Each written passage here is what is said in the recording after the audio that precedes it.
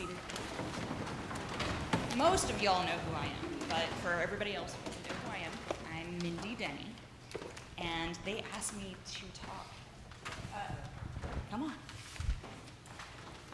Those are my two babies right there. All right, so I get to talk children's sermon today, which means I get to pick what I get to talk about, right? And it just so happens that this is one of my favorite readings today, the second reading. And it's one that I try to do all of the time. Sometimes it's really, really hard to do. Have you guys ever had a horrible, terrible, no good, very bad day? Yeah? You wake up, it's just awful. Like, maybe your hair just doesn't look right, can't find something good to wear, then you're already feeling bad, and you go downstairs, and you may have said something a little sassy to your mom and dad, and they get mad, and they send you up to your room, and you're already just completely not feeling good, and then your little brother, your little sister, they're in your room, and they're messing with your stuff. It just gets worse and worse. You're late for school, and then your teachers are mad at you, just worse. So here's what's funny. In the second reading, it says, "So let us not grow weary in doing what is right, for we will reap at harvest time if we do not give up." So you're telling me, if I have had a horrible, terrible, no good, very bad day, I'm still supposed to do the right thing? Ugh. Well, yeah, you're supposed to. Y'all know who Johnny Appleseed is, right? Well, Johnny Chapman was born in Massachusetts, and he saw a need.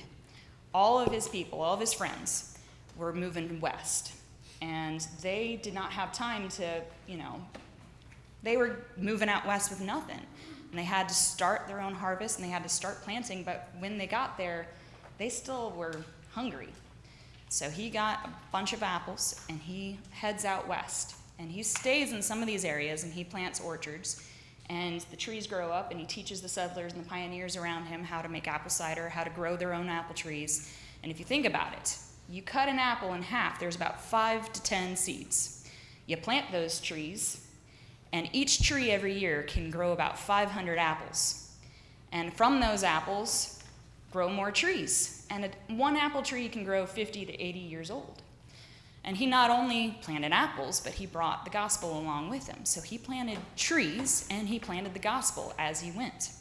Now, he traveled, so he wasn't always there when those apple trees matured. He kept moving. And one of his famous quotes that said the true meaning of life was planting a tree even if you did not expect to stay underneath its shade. All right? So, Father Chris isn't here. He always brings up movies. One of the reasons why this is my most favorite quote in the entire Bible is because of one of my favorite movies called Pay It Forward. If you guys haven't seen it, you got to go home and watch it because it's pretty potent.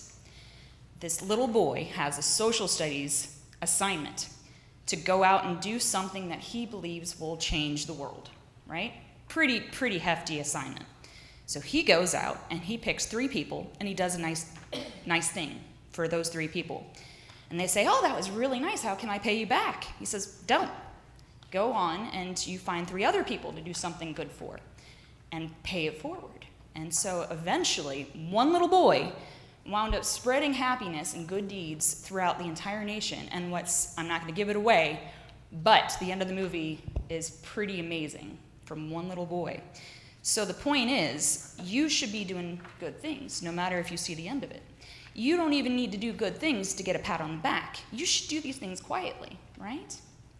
So, 1 Corinthians, even later on, it is a really cool quote. It says, "We plant the seeds, but God is the one who helps them grow."